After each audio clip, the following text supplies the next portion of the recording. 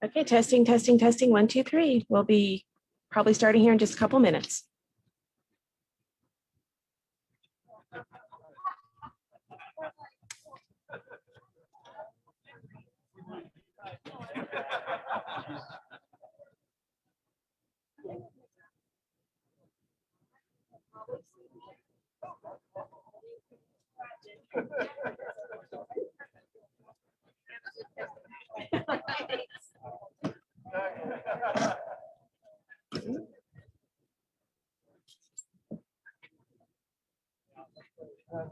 Oh.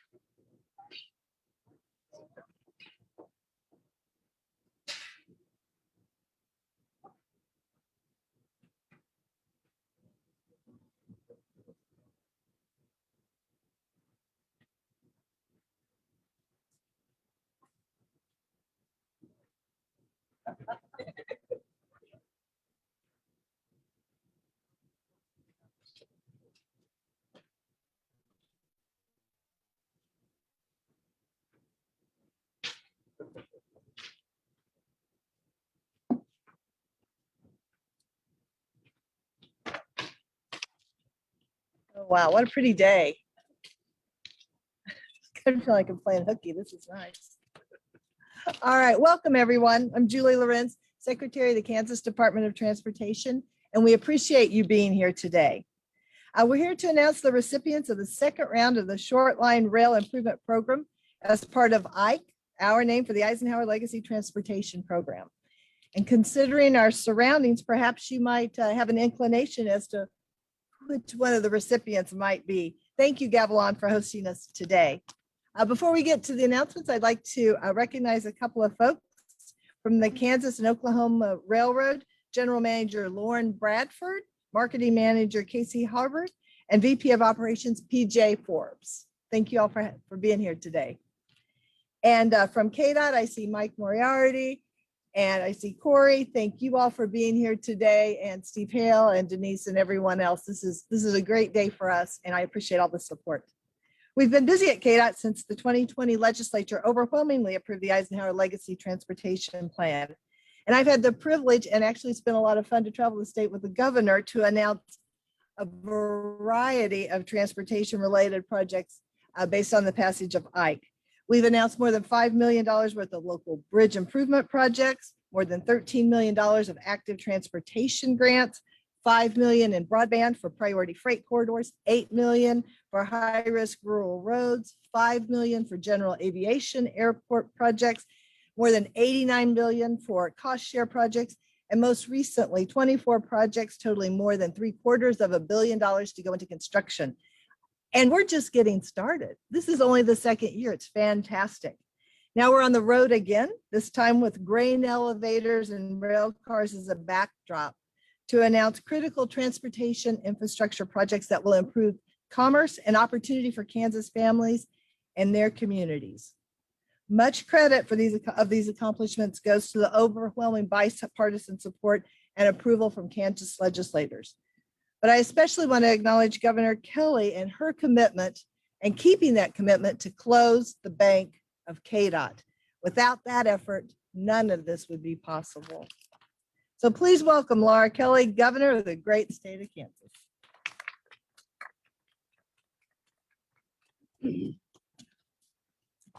Thank you, Secretary, and good morning, everybody. I am very glad that you are all here as we announce the recipients of the Short Line Rail Improvement Program funding for 2021. Today, we're investing $7.4 million to construct 10 short line rail projects across rural Kansas and here in Wichita. More than $5.2 million of these dollars comes from the administration's 10-year bipartisan Eisenhower Legacy Transportation Program, better known as IKE.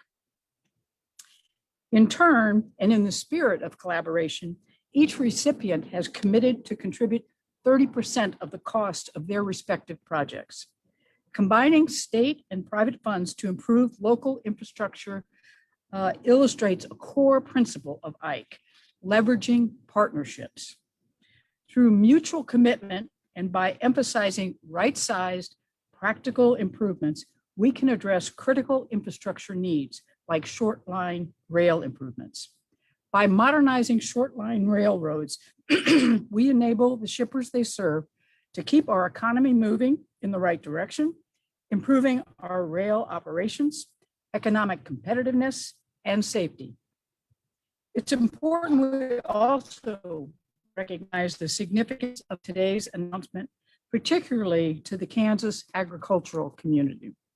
Since the first rail line opened in Kansas in 1868, the partnership between Kansas agriculture and rail has been responsible for delivering much of the food found on dinner tables across our country and around the world. That's why Gavilon is the perfect place to make today's announcement. Here at Gavilon, the Kansas and Oklahoma Railroad serves the community for all inbound grain traffic.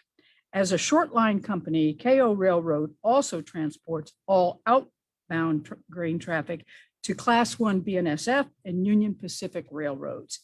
KO Railroad is owned by Pittsburgh-based Watco Rail Services.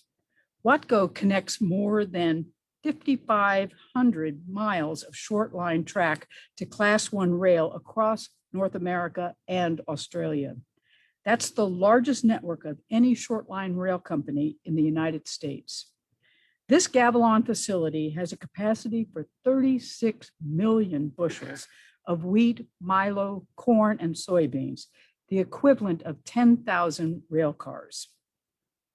From this location, manager Alex Gerard and his team handle whole grains from over 150 Kansas producers and elevators and provide the flexibility to market grain to domestic and export markets.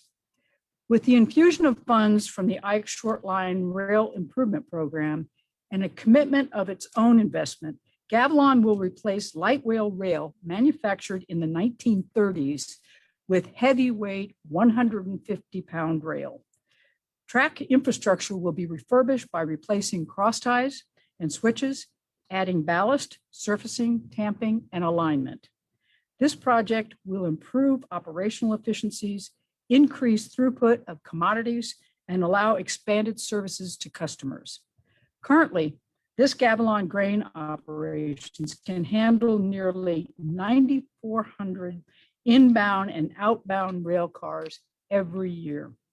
When construction is complete, that number will increase by 25% to approximately 11,700 rail cars, about 41,000 truckloads. These improvements are not only favorable for Gavilon, but for the Wichita community and the entire state. It will improve economic competitiveness and safety. It'll enhance the ability to move Kansas-grown grains to new and expanded markets. It'll make logistical improvements to speed delivery and proactively react to changing market demands. It'll directly and indirectly create jobs, and it will cause less wear and tear on Kansas highways. The positive economic ripple effect from the projects we are about to announce is immediate. Several stand shovel ready.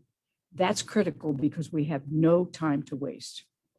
Now, with a salute to the private sector for its financial commitment to modernizing our state's transportation infrastructure, I'm pleased to finally announce the selected short rail improvement fund program projects. These projects, each receiving state transportation funds ranging from $56,000 to $2 million, are as follows: Bartlett Grain in Barton County, Central Valley Ag Co-op in Mitchell County, Gavilon Grain right here in Sedgwick County, Hutchinson Transportation in Reno County, Kansas and Oklahoma Railroad in Sedgwick County, Kirk Grain in Scott County, Kyle Railroad in Mitchell County, Midland Marketing Cooperative in Rush County, Schooler Grain in Osborne County, and South Kansas and Oklahoma Railroad in Crawford County. Congratulations to you all. You're making our state's farming communities stronger today and for future generations. These projects and the IKE program as a whole exemplify the change in how this administration does business. Programs like IKE demonstrate how government can be dynamic, fiscally responsible, and implement cutting-edge strategies to produce results for our communities. I want to thank Secretary Lorenz and the team at KDOT for proactively collaborating with both shippers and railroads to include the Short Line Rail Improvement Program in our IKE transportation program. Finally, I want to thank the communities and the Kansans who advocated for these projects and worked with us to find a way to deliver them. Together, we'll continue delivering the infrastructure improvements that make our roads safer, boost economic development, and create jobs. And with that, I'm going to turn it back over to Secretary Lorenz to introduce our next speaker. Thank you all.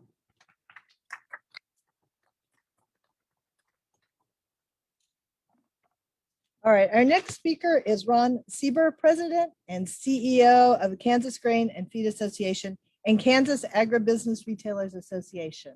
And I want to say a particular thank you, Ron. Last spring, as we were working to put together the guts of the IKE program and to get it passed in the middle of a pandemic, your leadership was so helpful. And I want to say thank you for your efforts in getting the program passed. Thank you. And I remember last year when we made this announcement, via Zoom, as we all were at that time, Ron, you said how much you thought the first cycle of grants would be helpful.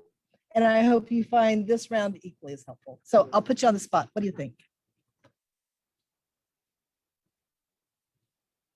Oh, absolutely. This is the year 2 of a 3-year program, and we like to see it go a lot further if the powers that be allow it.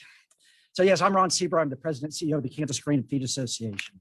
The KGFA is the state association of the grain receiving, storage, processing, shipping industry in Kansas. KGFA's membership includes over 950 business locations and represents 99% of the commercially licensed grain storage in the state. Since 1896, we have been committed to advancing and protecting the common interests of the grain and feed industry in Kansas. Today's announcement falls right in line with what we have been doing for the last 125 years. During the 2020 legislative session, the Kansas Grain and Feed Association received input from our membership on how we can improve infrastructure and business viability in rural communities. KGFA's government affairs team and allies took that input and successfully urged the passage of the Short Line Rail Improvement Fund to be included in the Eisenhower Transportation Plan. This program provides grant opportunities for short line railroads and shippers located on or adjacent to short line railroads operating in Kansas. The program provides a 70-30 public-private match. KGFA and our allies were pleased to work with the Kansas Department of Transportation team, thank you, the governor's office, the Kansas legislature to ensure that this important program went from an idea to legislation and finally into law. Today's announcement is yet another year of exciting news for the state of Kansas and for all the entities that this program touches. It has been and will continue to be a tremendous benefit for shippers, the grain and agriculture input industries, their customers, the farmers, the communities of which these projects reside, and the Kansas rural economy as a whole. This program will provide a substantial increase in rail shipment of grain and other products on a safer, improved short line infrastructure. This will in turn result in less wear and tear on Kansas state highways. This round of announcements includes our membership, 6 shipper locations that are geographically dispersed across the state. There are 6 different counties, and all include projects with rail sidings, rehabilitation, and track extensions. The shipper projects are located on 2 different short line railroads and will encompass 4.5 miles of track improvements or new construction. Combined, these projects will allow shippers of our membership to double their track rail car loads up to 4,200 cars a year, which, keep in mind, 4,200 cars a year of railroad track, cars on a railroad track equals approximately 13,500 motor carrier trucks that won't be on our highway system. As I mentioned, not only will the members of the Kansas Grain and Feed Association find value in today's announcement, but think for a minute of others that will benefit. The customers or farmers that will find improved rail service to ship their crops and receive inputs to grow them. The improved safety of all rail and shipper employees that work in the industry. The economic development of bringing new business and construction to underserved communities in Kansas, and the decreased need for over-the-road transportation that will result in less wear and tear on our state highways, provide for a small amount of relief for the commercial driver license driver shortage that we see in the state. This is a great day and a wonderful announcement. I look forward I want to thank the governor, the Secretary of Transportation, and the Kansas legislature for allowing this idea to become reality. Thank you for the opportunity to share the good news, and hope we get to share year after year after year. I'm always available to answer questions.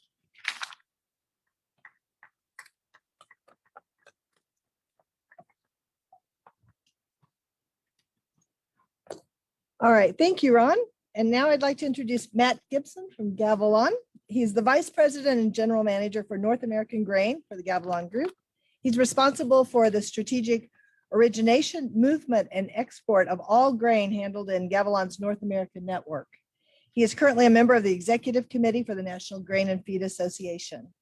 Matt and I were talking just a little bit before we got started. I asked if he's a Chiefs fan because he graduated from Texas Tech, just like Patrick Mahomes. Matt earned a degree in ag economics. Patrick made a slightly different career choice. I understand yesterday he launched his first new athletic shoe. I learned that on Twitter, and I believe everything I read on Twitter.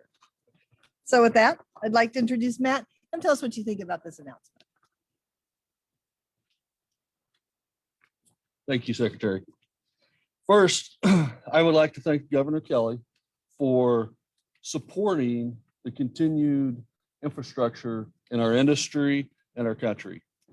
This infrastructure and transportation system supports our farmer customers in the great state of Kansas with efficient access to global markets. As you know, the infrastructure in the U.S. is second to none. However, our competitors in countries like Brazil and the former Soviet Union are making great strides in their infrastructure, allowing them to compete at a much more competitive level. Partnerships between industry and government, like cost share between the two are, like the Kansas Short Line Rail Improvement Program, help us keep these advantages that we currently have in place. These advantages help bring global markets and competitiveness to our local farmers and the farmers of the great state of Kansas. So we greatly appreciate all the support that you've given us. We really appreciate allowing us to host this event, and thank you. And we're always available for questions. Thank you. Thank you, Matt. I'll circle around to some of your comments in just a minute because I couldn't agree more. So one of the things I enjoy most when I travel around rural Kansas, when I approach a town from a distance, is you start to really see the community's personality come into focus. And it's usually 3 structures that are first in view. Water tower, it's a couple of church steeples, and then it's the grain elevator. And there are a few things that better symbolize the economic foundation of rural Kansas than the hundreds of grain elevators that are across our landscape. Grain shippers are at the very core of the state's agriculture-based economy, and it's their connection to the railroads that ultimately puts bread on the world's table. When Ike was approved with bipartisan support by the 2020 legislature, there was across-the-board acknowledgement that short-line rail operations are important, not just to rural Kansas, but to the economic well-being of our entire state. KDOT listened. In collaboration with ag shippers, railroad companies, and other ag-centric stakeholders, we put together the short line rail program that provides $5 million annually for 5 years.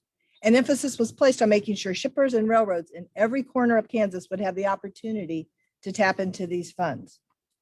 Through the first 2 rounds of the program, 7 projects have gone to short line rail and 16 have gone to shippers. And all 6 of KDOT's geographic districts have been represented in these awards. And I don't take this collaboration between shippers, short line, and KDOT for granted. It's a win-win-win scenario that we have in this Kansas Short Line Rail Improvement Program because we have proactively listened to each other. We were resourceful to act for the greater good of our customers and for our state. Motivated by public sector principles and private sector urgency, we moved quickly. Within 6 months after Ike was signed into law, we announced the first round of short line rail program grants. The plan we developed complements KDOT's existing rail services program. All of our funding programs for rail put together total more than $100 million so far in 36 counties across Kansas. I've never been more optimistic about the future of transportation in Kansas than I am right now. And there are 3 key reasons. First, the Ike program provides the tools we need to solve more challenges and deliver more opportunities for Kansas families, communities, and businesses. Now, at the federal level, as Matt was talking about, Congress is closing in on a new infrastructure bill with the potential to provide funding for Kansas to help restore our infrastructure and make truly transformational investments. If we're going to compete on the global scale, we must make sure that our infrastructure at home can get us to that location. Last and most importantly, we have local, state, and federal sector leaders that are willing to work together. As I said, it takes solid commitment and bold leadership from within our small but mighty state to modernize infrastructure and remain competitive on the international stage. I like to say that transportation is about a lot more than just roads and bridges and more than just rail. It's really about people. So starting on September 8th in Iowa and September 9th here in Wichita, KDOT will start again on our local consult process, where we listen to what Kansans have to say about transportation priorities in their respective communities, and I would say even more importantly, about their regional priorities. In 8 meetings across Kansas, we'll get together and Kansans will talk. KDOT will listen, and then together we will work. I hope you're able to participate in these meetings, and I hope that you'll encourage others to do so as well. Thank you again for being here today. Congratulations to the shippers and the railroads that were awarded short line rail program funding. Be safe on your way home. Thank you.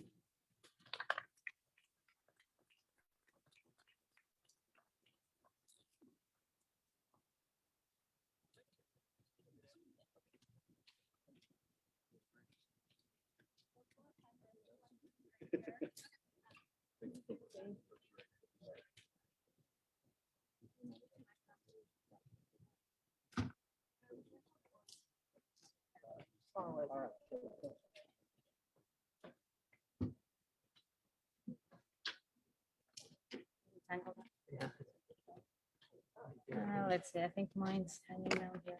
No, that's not mine.